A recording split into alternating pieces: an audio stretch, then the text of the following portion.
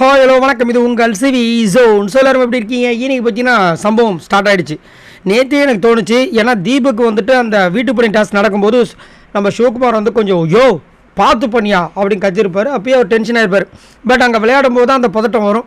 கண்டிப்பாக அதை வந்துட்டு ஒரு சில பேர் சூப்பராக பண்ணுவாங்க, ஒரு சில பேர் அப்படி இப்படி தான் பண்ணுவாங்க. எல்லாம் ஒரே மாதிரியே வந்து பண்ணுவாங்கலாம் சொல்ல முடியாது. ஆனால் அவரோட ஆதங்கத்தை அவர் கொட்டினார், இவரோட ஆதங்கத்தை இவர் பண்ணிட்டார். அவ்வளோதான், முடிஞ்சு போச்சு. அதுக்கப்புறம் வந்துட்டு சிவகுமார் வந்து கொஞ்சம் டென்ஷன் ஆகிட்டு ஒரு மாதிரி நான் வந்து கத்த ஆரம்பிச்சேன், வேறு மாதிரி ஆகிடுன்னு சொல்லிட்டு நம்ம ரஞ்சித்துக்கெல்லாம் பேசியிருப்பார். அதுக்கப்புறம் அவர் என்ன பண்ண எனக்கு தெரியும் அப்படி இப்படிலாம் பேசியிருப்பார். ஸோ இது வந்து கண்டிப்பாக ஒரு நாள் வந்து வெடிக்க போகுதுன்னு நினச்சா அடுத்த நாள் இன்றைக்கே வெடிச்சிருச்சு. இப்போ லைவில் பார்த்தீங்கன்னா செம்ம சண்டை. ஏன் அப்படின்னா ஆர்ஜி ஆனந்தி வந்துட்டு சிவகுமார் மேலே ஒரு புகார் வச்சிட்டாங்க. அவர் வந்துட்டு இந்த பக்கம் வந்து கேர்ள்ஸ் ஹாஸ்டல் வந்து எட்டி பார்க்குறான்ற மாதிரி ஒரு பெரிய ஒரு புகாரை வச்சு செம்மையாக வந்து அசிங்கப்படுத்திட்டாங்க. பாவம் அவர் ஏற்கனவே செம்ம டென்ஷனாக இருந்தார்.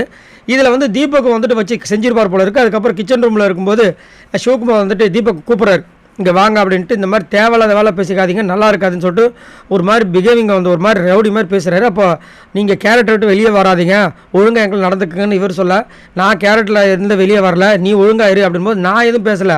ஆர்ஜி ஆனந்தே சொன்னாங்க, நீங்கள் தான் வந்து அந்த பக்கம் எட்டி பார்க்குறீங்களாமே, நான் எட்டி பார்த்தது நீ பார்த்தியா அப்படின்னு இவர் கேட்க, நான் சொல்லலை, அதை அவங்க சொன்னாங்க, நீங்கள் போய் அவங்ககிட்ட பேசுங்கன்னா அவங்ககிட்டலாம் பேசிட்டேன், நீ பேசுகிறவளை வச்சுக்காது இப்படி மாறி மாறி வந்துட்டு செம்மையாக மூட்டிக்கிட்டு ஒரு மாதிரி போயிட்டுருக்குது.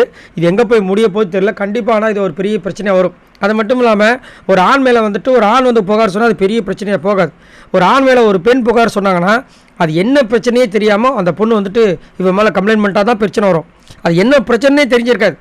அதுலேயும் வந்துட்டு ஹாஸ்டலில் எட்டி பார்க்குறாங்கன்னு சொன்னால் அது ரொம்ப பெரிய அசிங்கமான ஒரு விஷயம், அக்யூசேஷன் மாதிரி. அதை அவங்களுடைய கேரக்டரே அசிங்கப்படுத்துகிற மாதிரி. அவர் வந்துட்டு ஏதோ ஒரு பர்ஃபார்மன்ஸ் பண்ணணும்னு சொல்லிட்டு தான் பண்ணுறாரு. ஏன்னா இவ்வளோ கேமரா இருக்குது, அவர் என்ன பண்ண போகிறாரு?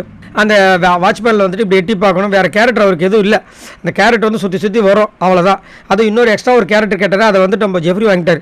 அதனால் அவர் ஏதோ ஒரு பர்ஃபார்மன்ஸ் பண்ணும்போது இந்த மாதிரி ஆனந்த் வந்து ஒரு பரபரப்பான ஒரு புகாரை கொடுத்து இப்போ கடைசியில் இவங்க 2 பேரும் பயங்கரமாக மோதிக்கிட்டாங்க. ஸோ நீங்கள் உங்களோட கருத்து சொல்லுங்கள். இதில் யார் மேலே உண்மையிலே தப்பு இருக்குன்னு நினைக்கிறீங்க?